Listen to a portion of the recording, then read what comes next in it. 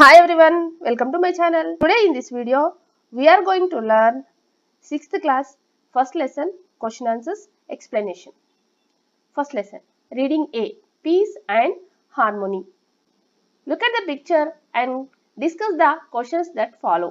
ikkaduna ee picture ni observe cheyandi, kinda ichina questions gurinchi discussion cheyandi. చూడండి ఈ picture లో ఏమేమి ఉన్నాయి, ఎన్నో రకాల ఎనిమల్స్ పిక్చర్స్ ఉన్నాయి ఇక్కడ. What does this picture tell you about the animals? మరి ఈ పిక్చరు ఈ ఎనిమల్స్ గురించి ఏం చెప్తుంది? This picture tells us that the animals and the birds are holding a meeting.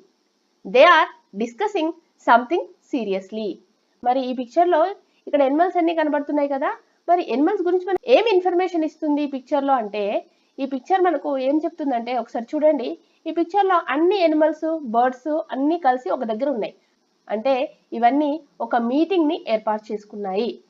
They are discussing something seriously. మరి ఆ ఎనిమల్స్ ఏదో విషయం గురించి చాలా సీరియస్ గా డిస్కషన్ చేస్తున్నాయి, అంటే చర్చ జరుగుతుంది. Are they happy or unhappy? How do you know? Animals హ్యాపీగా ఉన్నాయా అన్హ్యాపీగా ఉన్నాయా మీకు ఎలా తెలుసు అంటే, I think they are unhappy. They are discussing something seriously.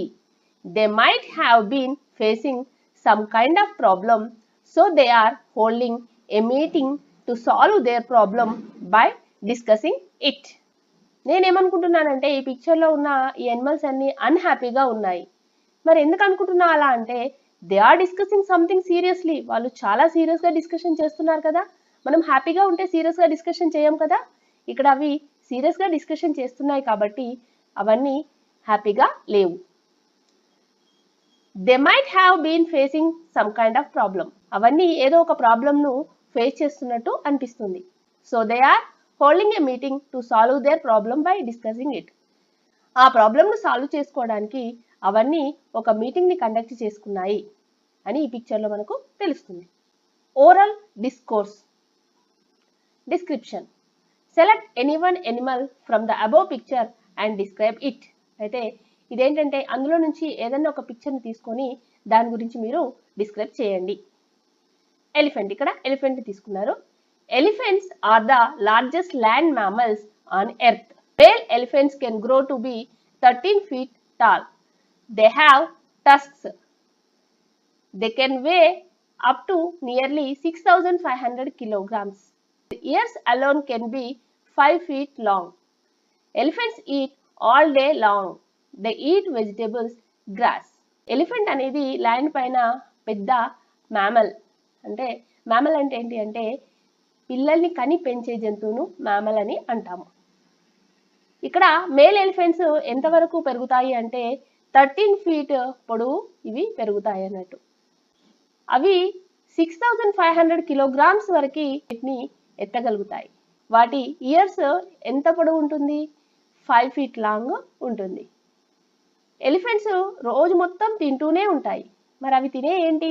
Vegetables and grass. Comprehension. Answer the following questions. How are the animals before the jackal joined them?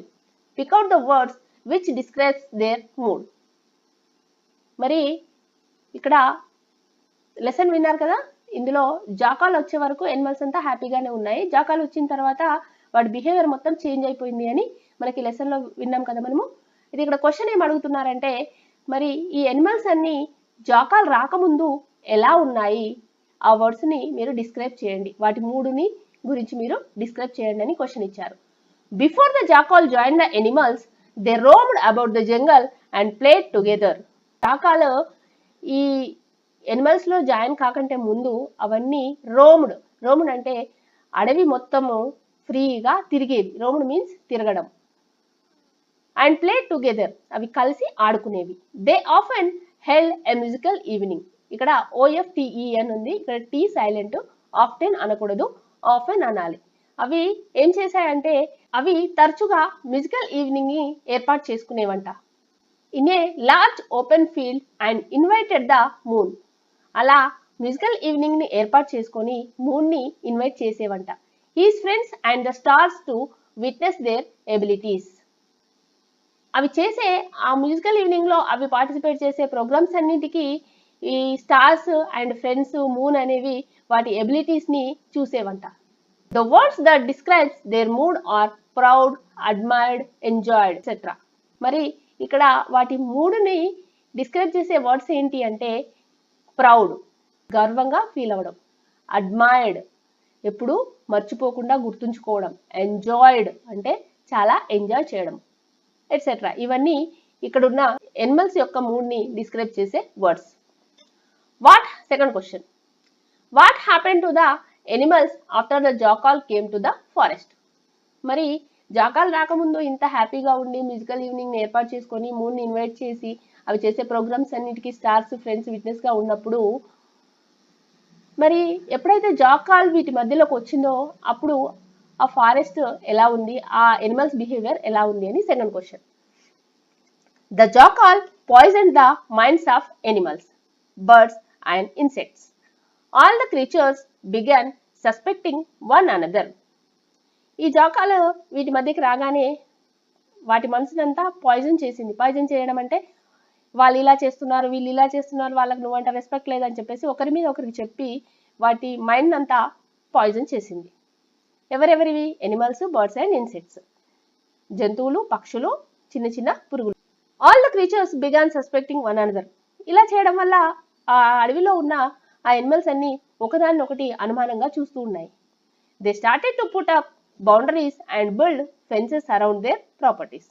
అలా ఒకరినొకరిని suspecting గా చూస్తూ అవేం చేశాయంటే ఎవరికి వారు కొన్ని బౌండరీస్ ని ఏర్పాటు చేసుకున్నాయి. అంటే ఈ ప్లేస్ మాది, ఇక్కడికి మీరు రావద్దు అని చెప్పేసి వాటి చుట్టూ ఒక ఫెన్సెస్ అంటే కంచెను వేసుకున్నాయి. అంటే మీరు ఇక్కడికి రావద్దు, మేము అక్కడికి రాము అని చెప్పేసి అవి ఏం చేశాయంటే బౌండరీస్ ని ఏర్పాటు చేసుకున్నాయి. They moved about individually or with their own group.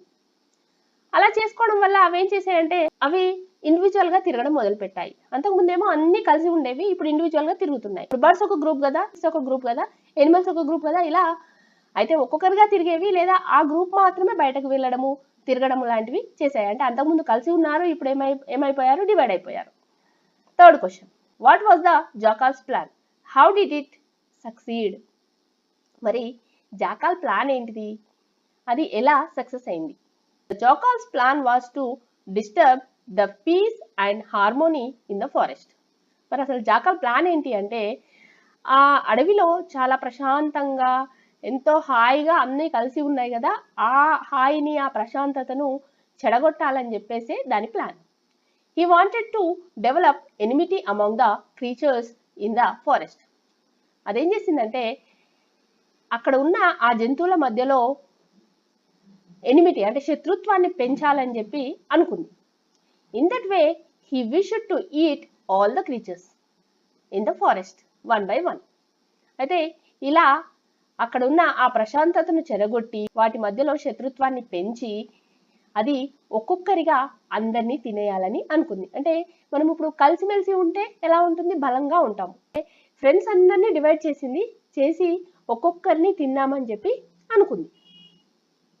It succeeded in the attempt in creating differences among the creatures. మరి ఇది అలా వాటన్నింటినీ విడదీసి ఇండివిజువల్గా చేసి తన ప్లాన్ని సక్సెస్ చేసుకుంది. When they moved about individually, the jackal started killing them one by one. అలా వాటి మధ్యలో డిఫరెన్సెస్ వచ్చి ఒక్కొక్కరిగా తిరగడం మొదలు పెట్టగానే అప్పుడు ఏం చేసింది జాకాలు? ఒక్కొక్కరిని మెల్లిమెల్లిగా చంపి తినడం మొదలుపెట్టింది. Fourth question, what did the animals do to check the jackal's evil design? మరి ఇలా జాకాల్ చేసిన ఈ ఈవిల్ డిజైన్ని ఇవి ఎలా ఎదుర్కొన్నాయి, ఏం చేశాయి? The animals, insects and birds held a meeting and decided to meet the sadhu and pleaded with him to kill the jackal. All of them met the sadhu and requested him to kill the jackal. ఈ animals, insects and birds అన్ని కలిసి meeting పెట్టుకొని ఏమనుకున్నాయంటే మనం వెళ్ళి సాధును కలుద్దాము, సాధును బతలాడదాము, ఏమని ఆ జాకాల్ని చంపేయమని బతలాడదామని decide అయ్యాయి. అప్పుడు అవన్నీ కలిసి all of them met the sadhu and requested him to kill the jackal. అవన్నీ కలిసి సాధు దగ్గరికి వెళ్ళి ఆ జాకాల్ని చంపేయమని చెప్పి రిక్వెస్ట్ చేశాయి. How was the moon disguised why did he choose that form? మరి ఈ మూను ఎలా మారి వచ్చింది, ఎందుకు ఆ ఫామ్ ని సెలెక్ట్ చేసుకుంది? The moon was disguised as a sadhu. ఆ మూను ఎలా వచ్చింది అంటే సాధు రూపంలో వచ్చింది. He choose that form to set peace and harmony in the forest by killing the cunning jackal.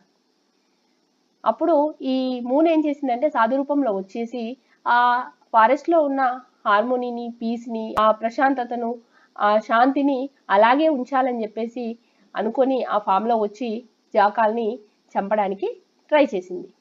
In that way he wanted to save the creatures lifes. అలా ఆ cunning జాకాల్ని చంపి అక్కడున్న ఆ ఎనిమల్స్ ప్రాణాలని కాపాడాలని అనుకుంది. Why did the sadhu ask the jackal to take him for his meal? Would you do the same if you were in his place? మరి సాధు ఏమన్నది అంటే నన్ను ఈరోజు నీ మీల్గా తీసుకెళ్ళు అని చెప్పి ఆ జాకాలను అడుగుతుంది. ఒకవేళ మీరు ఆ ప్లేస్ లో ఉంటే అలా అడుగుతారా? The sadhu wanted to save the lifes of the hens. Besides he wanted to teach the jackal a lesson. అయితే అక్కడ సాధు ఏమనుకున్నాడంటే అక్కడ హెన్స్ బదులు నన్ను నీ మీల్గా తీసుకెళ్ళు అని చెప్పి జాకాల్ని అడిగారు కదా, అలా ఆ హెన్స్ యొక్క లైఫ్ను కాపాడడానికి, దాంతోపాటు ఆ జాకాల్కి ఒక మంచి లెసన్ను నేర్పించడానికి అలా అన్నాడు. So he asked the jackal to take him for his meal. అందుకే నన్ను ఈరోజు నీ మీల్గా నన్ను తీసుకెళ్ళు అని చెప్పి, అంటే నన్ను చంపి తిను అని చెప్పి సాధు అడిగాడు.